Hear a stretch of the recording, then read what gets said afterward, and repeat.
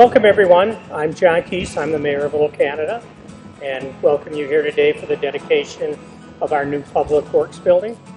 The current Public Works building down in Ryan Industrial Park, they started using that in 1979.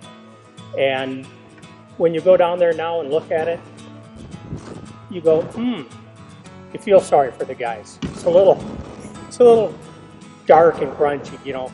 I would think they would have been calling themselves cave dwellers, but now they'll come up here and have some light. So, a little history about this.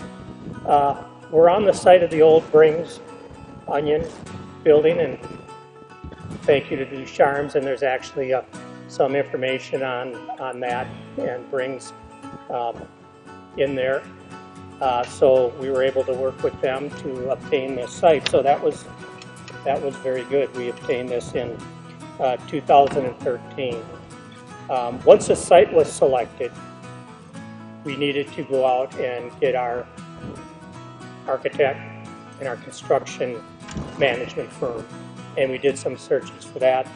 And for the architect, we chose Ortel Architecture, and for the construction management firm, we picked James Steele, and they were very good choices. We're very pleased with the work they've done. A construction committee was selected, and they met over 6 months, and they really defined the requirements for this building and worked throughout with the architect and the construction management to get this done. And finally, construction of the building began in September 2014 and completed in May of this year. And they're moved in here now and working out of here. And it's, from everything I know, it's going very well. So let me give you a few features of this new building. This building is 25,000 square feet. We now are able to house both the Public Works and the Parks Maintenance Department in here. And it's double the space that the two of them have had. So that's really a nice feature of this. They can both be here. We have plenty of room for all the equipment, get it inside and save some of that. There's a maintenance area with 2 bays and a vehicle lift. If you look right down here, in the old building, there really wasn't a maintenance area and there wasn't a vehicle lift. Whenever they wanted to do something down there, they had to rearrange trucks. Trucks had to be pulled out, trucks had to be pulled in, and it was a game of, puzzle, let's move the pieces and get it done. Now they're going to have dedicated areas to do that. And again, all of that will go to increase our productivity. There's a dedicated wash bay down on the end here too. And again, in the old building, there was no wash bay, same thing, take them out and we'll wash them and then we'll bring them back out. Here, there's a wash bay. It's got the pressure hoses. It's got the underwash to get the bottoms of the trucks. And this is really important for the maintenance of the equipment to keep it up to date. The salt is really tough on a lot of these trucks, so that's a nice feature. The office area that we have through this door includes men's and women's restrooms and locker rooms. Down in the old building, there was no locker room, so that's nice. There's a kitchen and lunch / training room, and the old lunchroom was very small. This one is a nice size. The lunch and training room can easily hold all the employees, so that meetings can be held down there, education can be done down there. So again, it's going to make it a lot easier for the people working out of here to increase their productivity, get together. There's 2 supervisor offices, one for Public Works and one for Parks. And then there's an open office and a map room, and in there they'll keep the charts on where our water lines, sewers, and all the different types of things. We have a new salt shed, and that's back in the corner of the lot. The nice thing about that, the old salt shed that we had down in Ryan Industrial Park only held 70 tons of salt. In an average winter, depending on how bad the winter is, they'll go between 200 and 400 tons of salt. So what would happen is, after a couple of events, they would have to take the dump trucks and start going over Ramsey County to get additional salt and bring it back. You know, maybe multiple trips, and then they would use that. So the nice thing here is that they'll be able to order all their salt at one time through the Minnesota State contract, and it'll be delivered here. So there won't be the running around that they had to do. Everything will be right here. And again, as you look around, the new building has state-of-the-art lighting, heating, venting and cooling equipment and controls. And lastly, and the one I like the best, is this has a lot of natural light. I referenced the cave down there. I was down there a couple weeks ago with Bill Dirks, and I kind of looked around and I went, wow, there really was no lighting at all, natural lighting. When the doors close, it's pretty dreary in there. So if you look up, there's skylights in the roof that let in light. Along the east side here, there's lights or windows that let the light in. All of the doors have windows in them to let the light in. So it really makes it a more positive and healthy environment for all the people that work here. So going back to how this all started, other than we needed it, I think back in 2004, the first year I was on the council, and Bill Blesner was our mayor, we had a goal setting session, and the replacement of the Public Works building came on. And over the years, we have purchased a piece of property and then sold it because it wasn't quite right. We've looked at about 10 other places, and either they weren't appropriate or we didn't like them. And finally, we came to this one, and this is just ideal. So going back to that, Bill was kind of the driving force behind this building and getting it moving. Every year, it was on the goal setting session. Every year he goes, all right, what are we going to do this year? Finally, in 2013, I'm trying to remember, he stood up at one of the council meetings and he said, all right, that's it. I'm doing what did he call it? A mayoral mandate. Now, I'd never heard of one of those done before in old Canada, but he stood up and said, we're going to build this, it's going to start now, and it's going to be done by the end of 2014.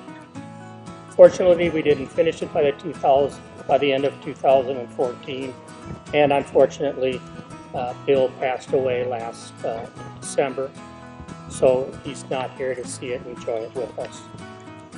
So because of that, we're going to dedicate this building to Bill Blesner in his memory.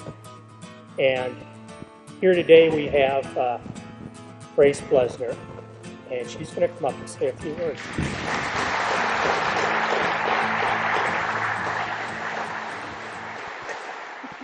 I would like to thank all of you for coming today to celebrate with us the dedication of this Public Works and Parks building in honor of Bill. Bill knew this day was coming. The City Council visited him at home last December and presented him with a replica of the plaque. It was a very special, of course, and emotional visit, and I feel Bill is with us today. Well, some might say, what's a big deal? You know, it's just a building. Well, it is a big deal. This project was very close to Bill's heart. He would be and is so beyond proud of this day and this building. It all started about 30 years ago when Bill was first on the council. He became the liaison to the Public Works Department, a role which he embraced. Early on, one of the employees asked Bill to come on down and see our Public Works building, stating that it was inadequate. He might have used stronger words than that. It was obvious to Bill that the building was not designed for a public works operation. So for all these years, the construction of a true public works and park facility was on Bill's bucket list. And the location. As John mentioned, the city looked for a suitable location for several years.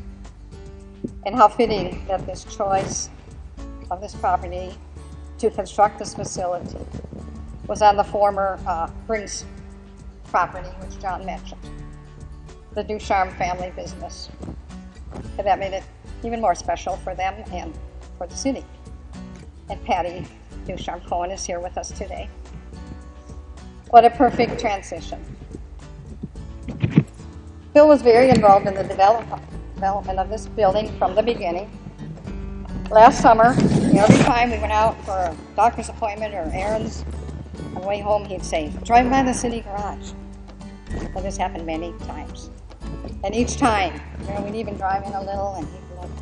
He knew exactly what had gotten done since the last time we were by. He knew this building. He was so very proud that this project moved forward. I think even he would be a little emotional today to see the completion of this improvement for the city. Bill always had a very special connection with the Public Works Department from the very beginning as the council liaison. I believe Bill would like to say a special thank you to Bill Dirks, our Superintendent of Public Works. Bill enjoyed working with him for 10 years. As well, a special thank you to the entire Public Works and the Parks Department, all of you guys again. On behalf of Bill, thank you to all that had a part in this project. Many are listed in the program. I would like to thank the mayor and the city council for their support of this project, as well as all the former mayors and council members that Bill served with over the years. A special thank you to Joel Hansen, our city administrator, and to Kathy Glanzer, our city clerk. They supported Bill very thoroughly throughout all his years with the city, and especially during our journey last year. Bill loved the city. Little Canada is a small town, and as such, Bill and I had the opportunity to get to know many people, including residents and employees, and to call very many our good friends. Again, thank you for this tribute to Bill.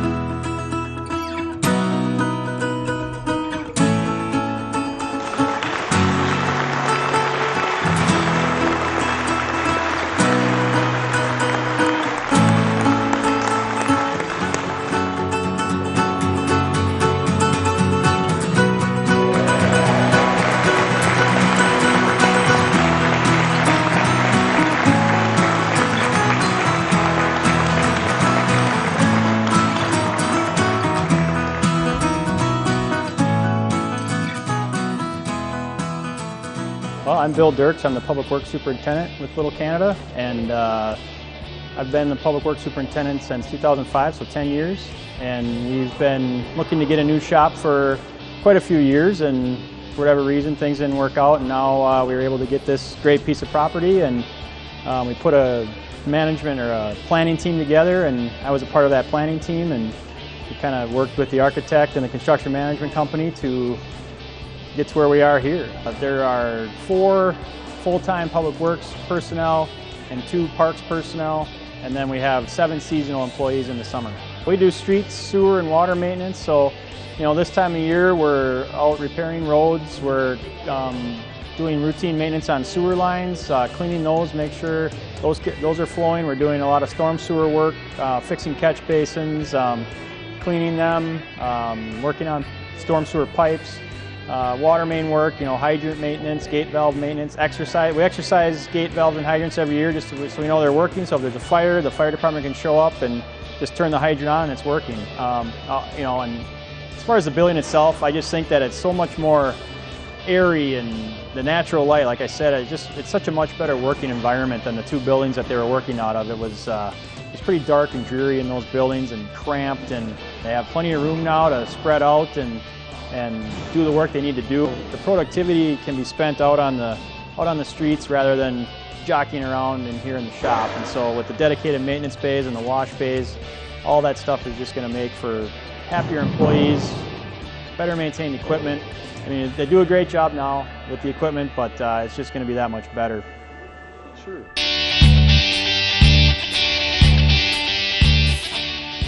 Okay, my name is Troy Corbett. I'm Vice President of James Steel Construction. We're here at the Little Canada Maintenance Building dedication, and I'm just going to give you a quick tour of the facility. We're standing in the very large vehicle storage bay. Great big space here, can fit everything inside, and we'll move on to the wash bay here. This wash bay is state-of-the-art. We have an undercarriage wash, so the trucks can come in from the outside, use the hot seat pressure washer sprayer to hose down and wash the trucks. We have a large trench drain in the floor of this maintenance bay. A couple of the air and hose reels here for water supply and air supply. We have infrared heating systems throughout, a welding exhaust arm. He'll be able to pull this down and put the exhaust right over his welding area and turn it on, and it'll suck all the air up.